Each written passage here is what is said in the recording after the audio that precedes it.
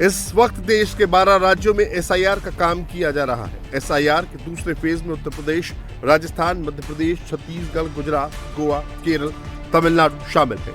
इन राज्यों में कौन असली वोटर है, कौन फर्जी, इसकी पहचान की जा रही है। फर्जी वोटरों और घुसपैठियों का नाम वोटर लिस्ट से हटाने के लिए प्रक्रिया चल रही है। बीजेपी आरोप लगाती है कि ममता सरकार वोट बैंक के लिए खास समुदाय के लोगों को बांग्लादेश से घुसपैठ करने देती है। टीएमसी के नेता घुसपैठियों के फर्जी दस्तावेज बनाकर उनके नाम वोटर लिस्ट में जोड़ते हैं और यही घुसपैठिए फर्जी वोट डालकर ममता बनर्जी को चुनाव जिताते हैं। ममता बनर्जी इसलिए भयभीत हो रहा है, कारण सारे जो रोहिंग्या मुसलमान और बांग्लादेशी मुसलमान घुसपैठी सारे तो बॉर्डर का और चल दिए।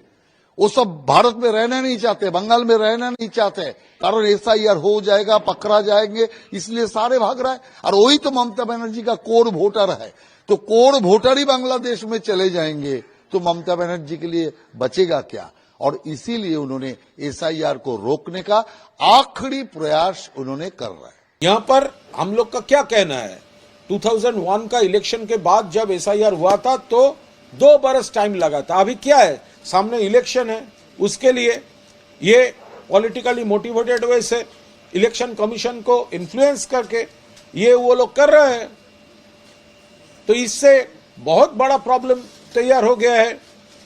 जेन्युइन वोटर्स पैनिक में सुसाइड कर रहे हैं। BLOs they are under tremendous pressure. Panic वो छड़ा रहा है, भाजपा निकाल देंगे, काट देंगे, नाम बात देंगे।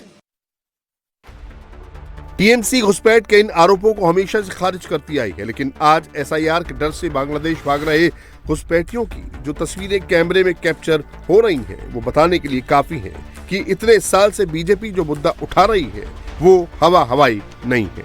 फिलहाल अभी तो कम हो गया है, पहले बहुत आ रहा था, लेकिन अभी बहुत कम हो गया है। ये टोटल टीम 92-95 जन आदमी है, 2-3 दिन इधर है।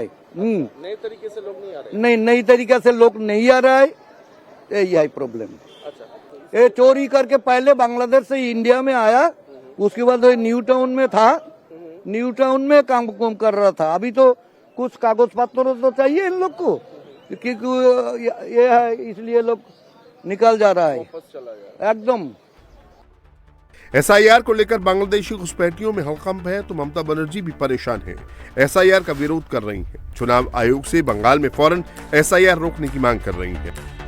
लेकिन बिहार में जीत के बाद बीजेपी इस मुद्दे को लेकर एग्रेसिव है। मोदी सरकार ने साफ कर दिया है, एक एक घुसपैठी को डिटेक्ट करेंगे, डिटेन करेंगे और उन्हें देश से डिपोर्ट करेंगे। घुसपैठ को रोकना जरूरी है, मगर दुर्भाग्य की बात है कुछ राजनीतिक दल एक घुसपैठिया हटाओ का जो अभियान है इसको निर्बल करने में लगे कि हम इस देश में से एक एक घुसपैठिए को चुन चुन कर बाहर निकालेंगे, ये हमारा प्रण है। और मैं आगाह भी करना चाहता हूं उन राजनीतिक दलों को जो घुसपैठियों के संरक्षण में लगे हैं। देश की जनता का मैंडेट है और वो मैंडेट घुसपैठियों की उपस्थिति के खिलाफ।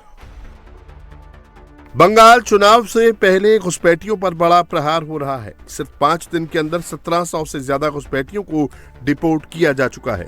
सवाल यह है, क्या वोटर लिस्ट का शुद्धिकरण बंगाल में बड़ा खेला करने जा रहा है? गैर कानूनी तरीके से पिछले कुछ साल से जो बांग्लादेशी भारत में रहते थे, एसआईआर शुरू होते ही वो वापस बांग्लादेश जाना चाहते हैं। झुंड झुंड में वो सभी इसी चेक पोस्ट पे आ रहे हैं और इस चेक पोस्ट से सीधा बांग्लादेश जाने की कोशिश कर रहे हैं। जब तक उनको बीएसएफ की तरफ से ग्रीन सिग्नल नहीं मिल जाता है तब तक वो इसी जगह पर इंतजार कर रहे हैं। फिलहाल कल रात से लेकर आज तक नई तरीके से कोई बांग्लादेशी इस जगह पे नहीं आया है। हालांकि पिछले 3-4 दिन से जो लोग इंतजार इंतजार कर रहे थे वही लोग फिलहाल इंतजार कर रहे हैं और बांग्लादेश वापस जाने के लिए। तो यहाँ पर बीएसएफ सोर्सों का माना जाए तो अभी तक पिछले सोमवार से शुक्रवार शाम तक अभी तक 1720 बांग्लादेशियों को बॉर्डर गार्ड बांग्लादेश के हाथ में सौंपा गया है, यानी कि 1720 लोगों को अभी तक डिपोर्ट कर दिया गया है, जो कि यहाँ पर आके यानी कि हकीमपुर चेक पोस्ट आकर जो सरेंडर किए थे कि काफी सालों से वो गैर कानूनी तरीके से भारत में रह रहे थे, तो इस वजह से उन्हें वापस बांग्लादेश भेजा जाए। तो इन 1720 लोगों को फिलहाल के लिए भेज दिया गया है और फिलहाल ये लोग हैं जो लोग इंतजार कर रहे हैं वापस बांग्लादेश जाने के लिए।